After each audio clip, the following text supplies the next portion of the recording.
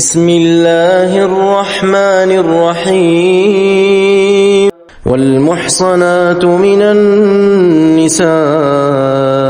إلا ما ملكت أيمانكم كتاب الله عليكم وأحل لكم ما وراء ذلكم أن تبتغوا بأموالكم محصنين غير مسافحين فما استمتعتم به منهن فآتوهن أجورهن فريضة ولا جناح عليكم فيما تراضيتم به من بعد الفريضة إن الله كان عليما حكيما ومن لم يستطع منكم طولا أن ينكح المحصنات المؤمنات فمما ملكت أيمانكم من فتياتكم المؤمنات والله أعلم بإيمانكم بعضكم من بعض فانكحوهن بإذن أهلهن وآتوهن أجورهن بالمعروف محصنات غير مسافحات ولا متخذات أخدان فإذا أحصن فإن أتين بفاحشة فعليهن نصف ما على المحصنات من العذاب ذلك لمن خشي العنة منكم وأن تصبروا خير لكم والله غفور رحيم يريد الله ليبين لكم ويهديكم سنن الذين من قبلكم ويتوب عليكم والله عليم حكيم والله يريد أن يتوب عليكم ويريد الذين يتبعون الشهوات أن تميلوا ميلا عظيما يريد الله أن يخفف عنكم وخلق الإنسان ضعيفا يا أيها الذين آمنوا لا تأكلوا أموالكم بينكم بالباطل إلا أن تكون تجارة عن تراض منكم ولا تقتلوا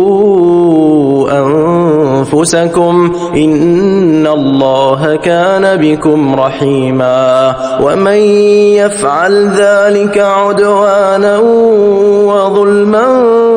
فسوف نصليه نارا وكان ذلك على الله يسيرا إن تجتنبوا كبائر ما تنهون عنه نكفر عنكم سيئاتكم وندخلكم مدخلا كريما ولا تتمنوا ما فضل الله به بعضكم على بعض للرجال نصيب مما اكتسبوا وللنساء نصيب مما اكتسبن واسألوا الله من فضله إن الله كان بكل شيء عليما ولكل جعلنا موالي مما ترك الوالدان والأقربون والذين عقدت أيمانكم فآتوهم نصيبهم إن الله كان على كل شيء شهيدا الرجال قوامون على النساء الشركاء بما فضل الله بعضهم على بعض وبما أنفقوا من أموالهم فالصالحات قانتات حافظات للغيب بما حفظ الله واللاتي تخافون نشوزهن فعظوهن واهجروهن في المضاجع واضربوهن فإن أطعنكم فلا تبغوا عليهن سبيلا إن الله كان عليا كبيرا وإن خفتم شقاق بينهما فابعثوا حكما من أهله وحكما من أهلها إن يريدا إصلاحا يوفق الله بينهما إن الله كان عليما خبيرا واعبدوا الله ولا تشركوا به شيئا وبالوالدين إحسانا وبذي القربى واليتامى والمساكين والجار ذي القربى والجار الجنب والصاحب بالجنب وابن السبيل وما ملكت أيمانكم إن الله لا يحب من كان مختالا فخورا الذين يبخلون ويأمرون الناس بالبخل ويكتمون ما آتاهم الله من فضله وأعتدنا للكافرين عذابا مهينا والذين ينفقون أموالهم رئاء الناس ولا يؤمنون بالله ولا باليوم الآخر ومن يكن الشيطان له قرينا فساء قرينا وماذا عليهم لو آمنوا بالله واليوم الآخر وأنفقوا مما رزقهم الله وكان الله بهم عليما إن الله لا يظلم مثقال ذرة وإن تك حسنة يضاعفها ويؤت من لدنه أجرا عظيما فكيف إذا جئنا من كل أمة بشهيد وجئنا بك على هؤلاء شهيدا يومئذ يود الذين كفروا وعصوا الرسول لو تسوى بهم الأرض ولا يكتمون الله حديثا يا أيها الذين آمنوا لا تقربوا الصلاة وأنتم سكارى حتى تعلموا ما تقولون ولا جنبا إلا عابري سبيل حتى تغتسلوا وإن كنتم مرضى أو على سفر أو جاء أحد منكم من الغائط أو لامستم النساء فلم تجدوا ماء فتيمموا صعيدا طيبا فامسحوا بوجوهكم وأيديكم إن الله كان عفوا غفورا ألم تر إلى الذين أوتوا نصيبا من الكتاب يشترون الضلالة ويريدون أن تضلوا السبيل والله أعلم بأعدائكم وكفى بالله وليا وكفى بالله نصيرا من الذين هادوا يحرفون الكلم عن مواضعه ويقولون سمعنا وعصينا واسمع غير مسمع وراعنا ليا بألسنتهم وطعنا في الدين ولو أنهم قالوا سمعنا وأطعنا واسمع وانظرنا لكان خيرا لهم وأقوم ولكن لعنهم الله بكفرهم فلا يؤمنون إلا قليلا يا أيها الذين أوتوا الكتاب آمنوا بما نزلنا مصدقا لما معكم من قبل أن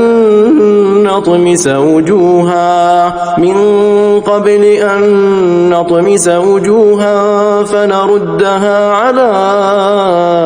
أدبارها أو نلعنهم كما لعنا أصحاب السبت وكان أمر الله مفعولا إن الله لا يغفر أن يشرك به ويغفر ما دون ذلك لمن يشاء ومن يشرك بالله فقد افترى إثما عظيما ألم تر إلى الذين يزكون أنفسهم بل الله يزكي من يشاء ولا يظلمون فتيلا انظر كيف يفترون على الله الكذب وكفى به إثما مبينا ألم تر إلى الذين أوتوا نصيبا من الكتاب يؤمنون بالجبت والطاغوت ويقولون للذين كفروا هؤلاء أهدى من الذين آمنوا سبيلا أولئك الذين لعنهم الله ومن يلعن الله فلن تجد له نصيرا أم لهم نصيب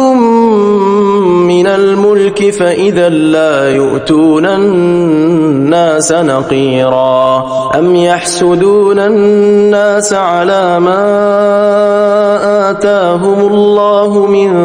فضله فقد آتينا آل إبراهيم الكتاب والحكمة وآتيناهم ملكا عظيما فمنهم من آمن به ومنهم من صد عنه وكفى بجهنم سعيرا إن الذين كفروا بآياتنا سوف نصليهم نارا كلما نضجت جلودهم بدلناهم جلودا غيرها ليذوقوا العذاب إن الله كان عزيزا حكيما والذين آمنوا وعملوا الصالحات سندخلهم جنات تجري من تحتها الأنهار خالدين فيها أبدا لهم فيها أزواج مطهرة وندخلهم ظلا ظليلا إن الله يأمركم أن تؤدوا الأمانات إلى أهلها وإذا حكمتم بين الناس أن تحكموا بالعدل إن الله نعم ما يعظكم به إن الله كان سميعا بصيرا يا أيها الذين آمنوا أطيعوا الله وأطيعوا الرسول وأولي الأمر منكم فإن تنازعتم في شيء فردوه إلى الله والرسول إن كنتم تؤمنون بالله واليوم الآخر ذلك خير وأحسن تأويلا ألم تر إلى الذين يزعمون أنهم آمنوا بما أنزل إليك وما أنزل من قبلك يريدون أن يتحاكموا إلى الطاغوت وقد أمروا أن يكفروا به ويريد الشيطان أن يضلهم ضلالا بعيدا وإذا قيل لهم تعالوا إلى ما أنزل الله وإلى الرسول رأيت المنافقين يصدون عنك صدودا فكيف إذا أصابتهم مصيبة بما قدمت أيديهم ثم جاءوك يحلفون بالله إن أردنا إلا إحسانا وتوفيقا أولئك الذين يعلم الله ما في قلوبهم فأعرض عنهم وعظهم وقل لهم في أنفسهم قولا بليغا وما أرسلنا من رسول إلا ليطاع بإذن الله ولو أنهم إذ ظلموا أنفسهم جاءوك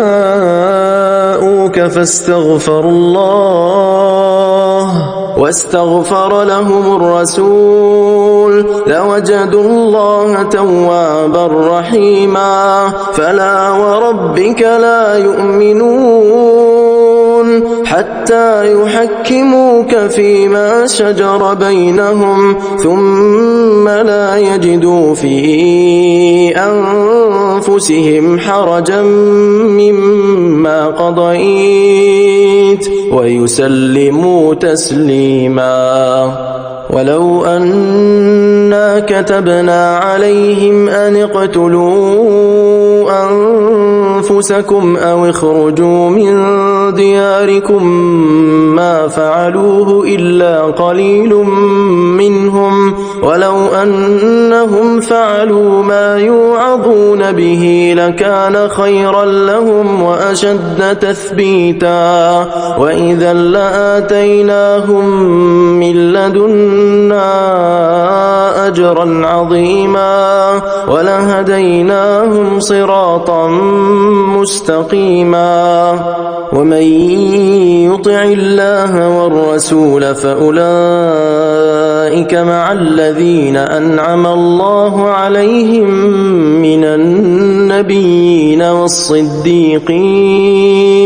والصديقين والشهداء والصالحين وحسن أولئك رفيقا ذلك الفضل من الله وكفى بالله عليما يا أيها الذين آمنوا خذوا حذركم فانفروا ثبات أو انفروا جميعا وإن منكم لمن ليبطئن فإن أصابتكم مصيبة قال قد أنعم الله علي إذ لم أكن معهم شهيدا ولئن أصابكم فضل من الله ليقولن كأن لم تكن بينكم وبينه مودة يا ليتني كنت معهم فأفوز فوزا عظيما فليقاتل في سبيل الله الذين يشرون الحياة الدنيا بالآخرة ومن يقاتل في سبيل الله فيقتل أو يغلب فسوف نؤتيه أجرا عظيما وما لكم لا تقاتلون في سبيل الله والمستضعفين من الرجال والنساء والولدان الذين يقولون ربنا أخرجنا من هذه القرية الظالم أهلها واجعل لنا من لدنك وليا واجعل لنا من لدنك نصيرا الذين آمنوا يقاتلون في سبيل الله والذين كفروا يقاتلون في سبيل الطاغوت فقاتلوا أولياء الشيطان إن كيد الشيطان كان ضعيفا ألم تر إلى الذين قيل لهم كفوا أيديكم وأقيموا الصلاة وآتوا الزكاة فلما كتب عليهم القتال إذا فريق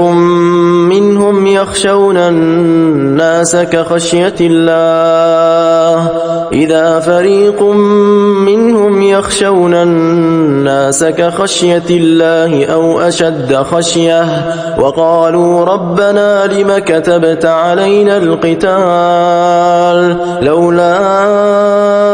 أخرتنا إلى أجل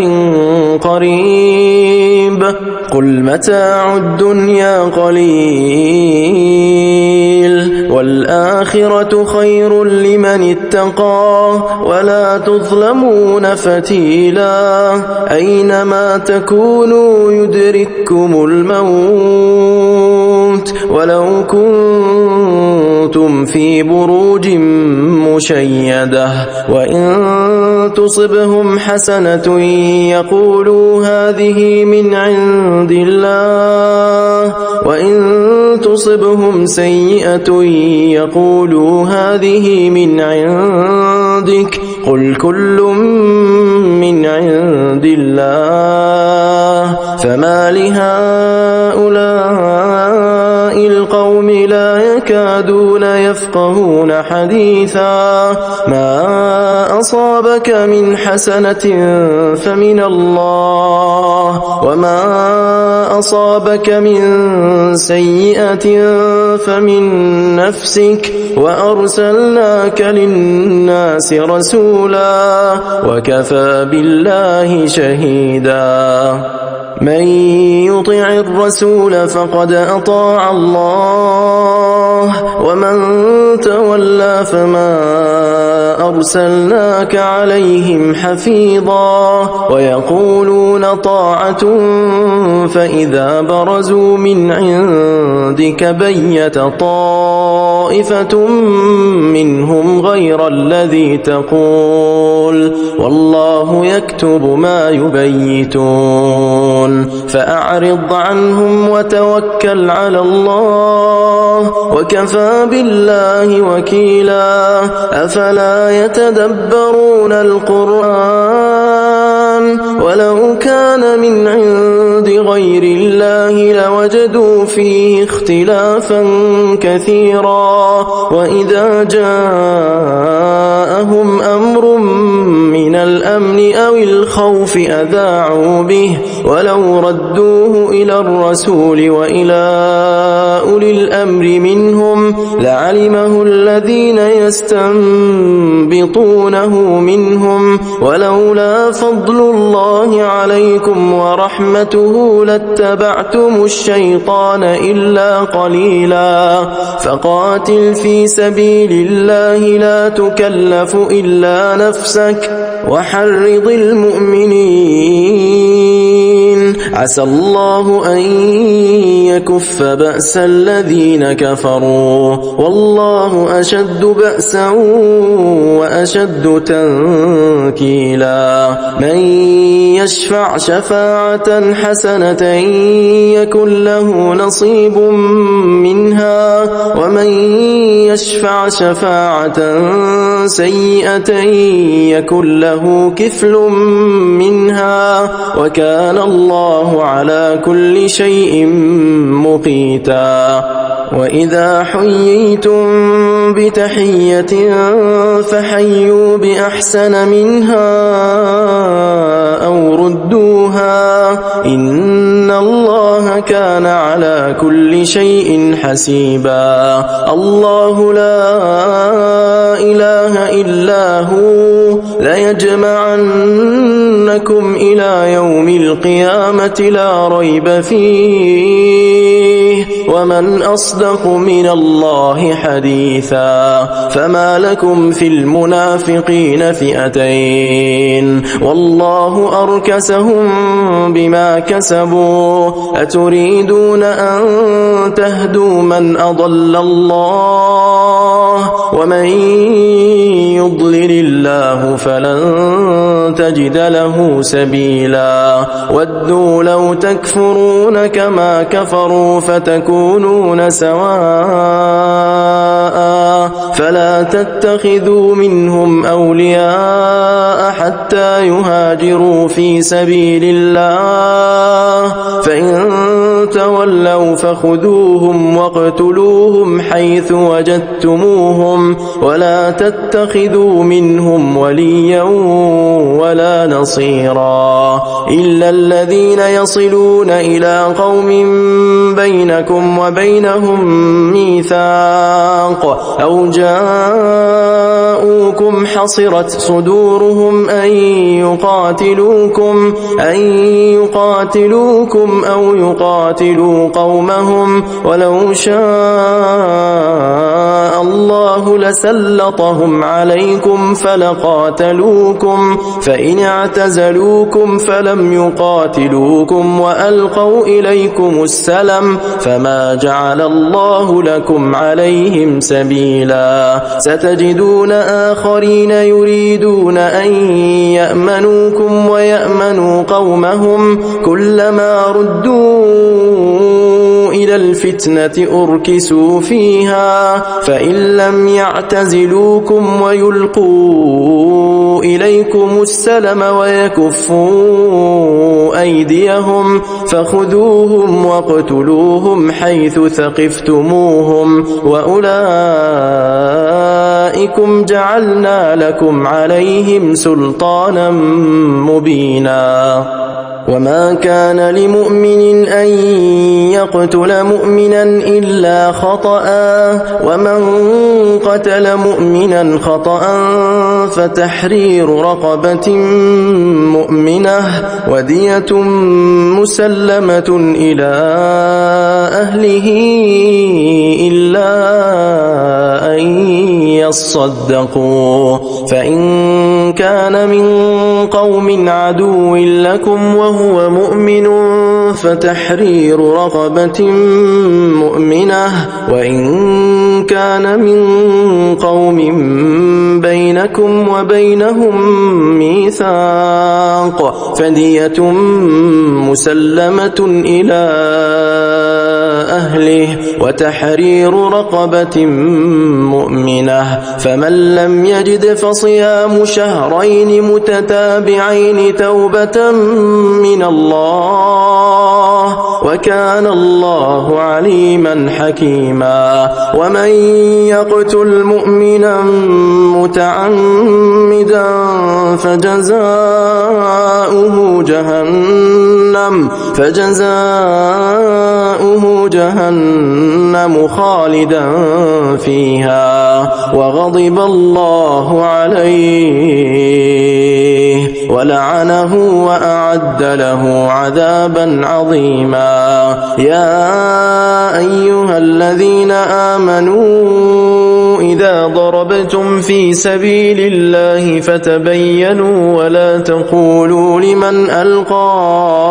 إليكم السلام لست مؤمنا تبتغون عرض الحياة الدنيا فعند الله مغانم كثيرة كذلك كنتم من قبل فمن الله عليكم فتبينوا إن الله كان بما تعملون خبيرا. لا يستوي القاعدون من المؤمنين غير أولي الضرر والمجاهدون في سبيل الله بأموالهم وأنفسهم فضل الله المجاهدين بأموالهم وأنفسهم على القاعدين درجة وكلا وعد الله الحسنى وفضل الله المجاهدين على القاعدين أجرا عظيما درجات منه ومغفرة ورحمة وكان الله غفورا رحيما. إن الذين توفاهم الملائكة ظالمي أنفسهم قالوا فيم كنتم قالوا كنا مستضعفين في الأرض قالوا ألم تكن أرض الله واسعة فتهاجروا فيها فأولئك مأواهم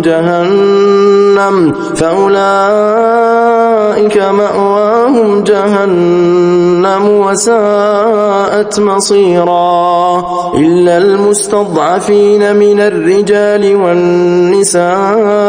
والولدان لا يستطيعون حيلة ولا يهتدون سبيلا فأولئك عسى الله أن يعفو عنهم وكان الله عفوا غفورا. ومن يهاجر في سبيل الله يجد في الأرض مراغما كثيرا وسعة ومن يخرج من بيته مهاجرا إلى الله ورسوله ثم يدركه الموت فقد وقع أجره على الله وكان الله غفورا رحيما. وإذا ضربتم في الأرض فليس عليكم جناح أن تقصروا من الصلاة إن خفتم أن يفتنكم الذين كفروا إن الكافرين كانوا لكم عدوا مبينا. وإذا كنت فيهم فأقمت لهم الصلاة فلتقم طائفة منهم معك وليأخذوا أسلحتهم فإذا سجدوا فليكونوا من ورائكم ولتأت طائفة أخرى لم يصلوا فليصلوا معك وليأخذوا حذرهم وأسلحتهم ود الذين كفروا لو تغفلون عن أسلحتكم وأمتعتكم فيميلون عليكم ميلة واحدة ولا جناح عليكم إن كان بكم أذى من مطر أو كنتم مرضى أن تضعوا أسلحتكم وخذوا حذركم إن الله أعد للكافرين عذابا مهينا. فإذا قضيتم الصلاة فاذكروا الله قياما وقعودا وعلى جنوبكم فإذا اطمأننتم فأقيموا الصلاة إن الصلاة كانت على المؤمنين كتابا موقوتا ولا تهنوا في ابتغاء القوم إن تكونوا تألمون فإنهم يألمون كما تألمون وترجون من الله ما لا يرجون وكان الله عليما حكيما إنا أنزلنا إليك الكتاب بالحق لتحكم بين الناس بما أراك الله ولا تكن للخائنين خصيما واستغفر الله إن الله كان غفورا رحيما ولا تجادل عن الذين يختانون أنفسهم إن الله لا يحب من كان خوانا أثيما يستخفون من الناس ولا يستخفون من الله وهو معهم إذ يبيتون ما لا يرضى من القول وكان الله بما يعملون محيطا ها أنتم هؤلاء جادلتم عنهم في الحياة الدنيا فمن يجادل الله عنهم يوم القيامة أم من يكون عليهم وكيلا ومن يعمل سوءا أو يظلم نفسه ثم يستغفر الله يجد الله غفورا رحيما ومن يكسب إثما فإنما يكسبه على نفسه وكان الله عليما حكيما ومن يكسب خطيئة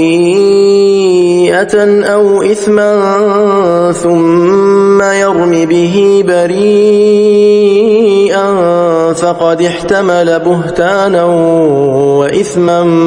مبينا ولولا فضل الله عليك ورحمته لهم طائفة منهم أن يضلوك وما يضلون إلا أنفسهم وما يضرونك من شيء وأنزل الله عليك الكتاب والحكمة وعلمك ما لم تكن تعلم وكان فضل الله عليك عظيما لا خير في كثير من نجواهم إلا من أمر بصدقة أو معروف أو إصلاح بين الناس ومن يفعل ذلك ابتغاء مرضات الله فسوف نؤتيه أجرا عظيما ومن يشاقق الرسول من بعد ما تبين له الهدى ويتبع غير سبيل المؤمنين نوله ما تولى ونصله جهنم وساءت مصيرا إن الله لا يغفر أن يشرك به ويغفر ما دون ذلك لمن يشاء ومن يشرك بالله فقد ضل ضلالا بعيدا إن يدعون من دونه إلا إناثا وإن يدعون إلا شيطانا مريدا لعنه الله وقال لأتخذن من عبادك نصيبا مفروضا ولأضلنهم ولأمنينهم ولآمرنهم فليبتكن آذان الأنعام ولآمرنهم فليغيرن خلق الله ومن يتخذ الشيطان وليا من دون الله فقد خسر خسرانا مبينا يعدهم ويمنيهم وما يعدهم الشيطان إلا غرورا أولئك مأواهم جهنم ولا يجدون عنها محيصا والذين آمنوا وعملوا الصالحات سندخلهم جنات تجري من تحتها الأنهار خالدين فيها أبدا وعد الله حقا ومن أصدق من الله قيلا ليس بأمانيكم ولا أماني أهل الكتاب من يعمل سوءا يجز به ولا يجد له من دون الله وليا ولا نصيرا ومن يعمل من الصالحات من ذكر أو أنثى وهو مؤمن فأولئك يدخلون الجنة ولا يظلمون نقيرا ومن أحسن دينا ممن أسلم وجهه لله وهو محسن واتبع ملة إبراهيم حنيفا واتخذ الله إبراهيم خليلا ولله ما في السماوات وما في الأرض وكان الله بكل شيء محيطا ويستفتونك في النساء قل الله يفتيكم فيهن وما يتلى عليكم في الكتاب في يتامى النساء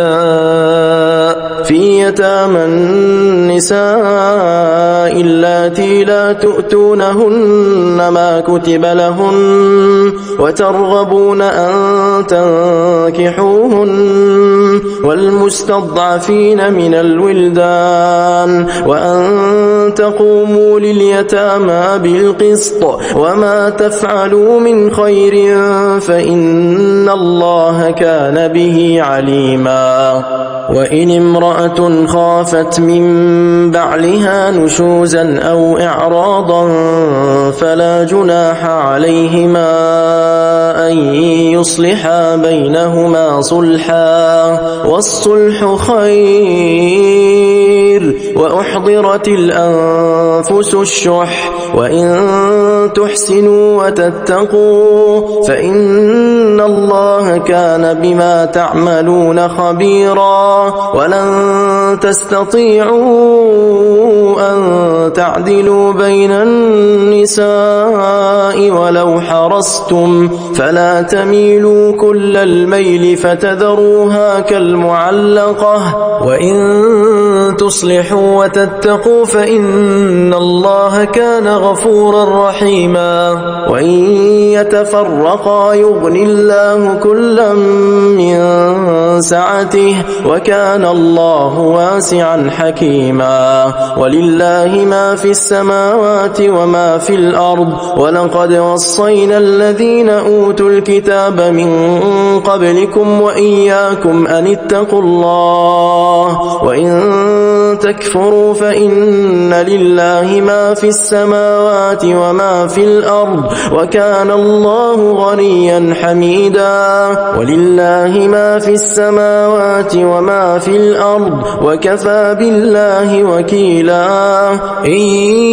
يشأ يذهبكم أيها الناس ويأت بآخرين وكان الله على ذلك قديرا من كان يريد ثواب الدنيا فعند الله ثواب الدنيا والآخرة وكان الله سميعا بصيرا يا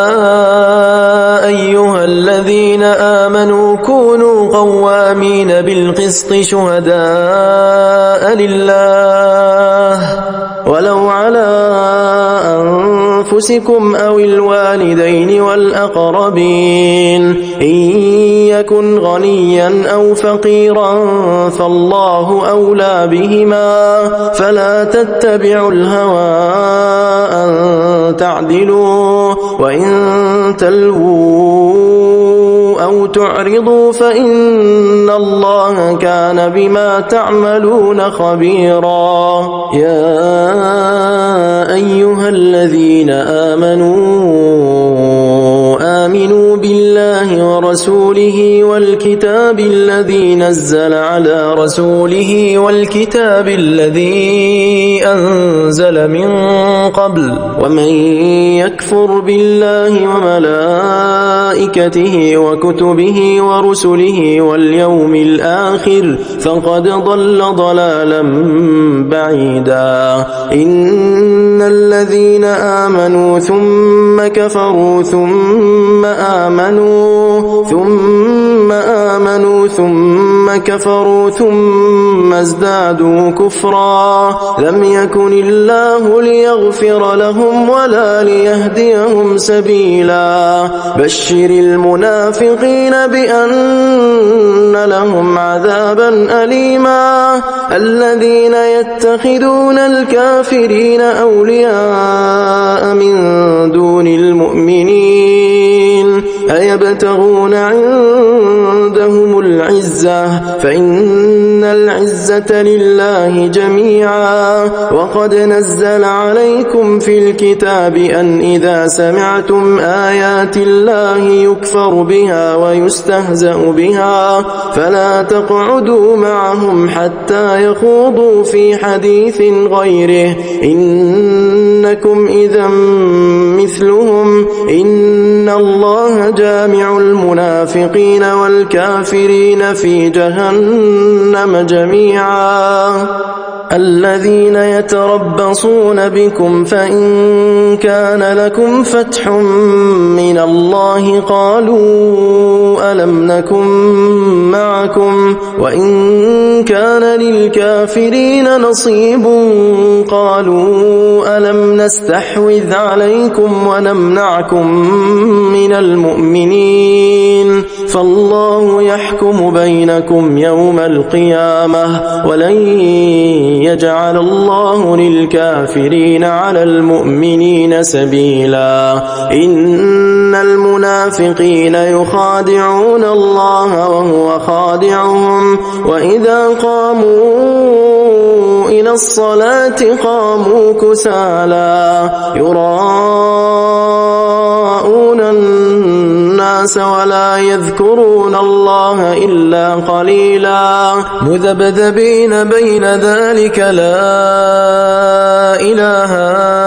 هؤلاء ولا إله هؤلاء ومن يضلل الله فلن تجد له سبيلا. يا أيها الذين آمنوا لا تتخذوا الكافرين أولياء من دون المؤمنين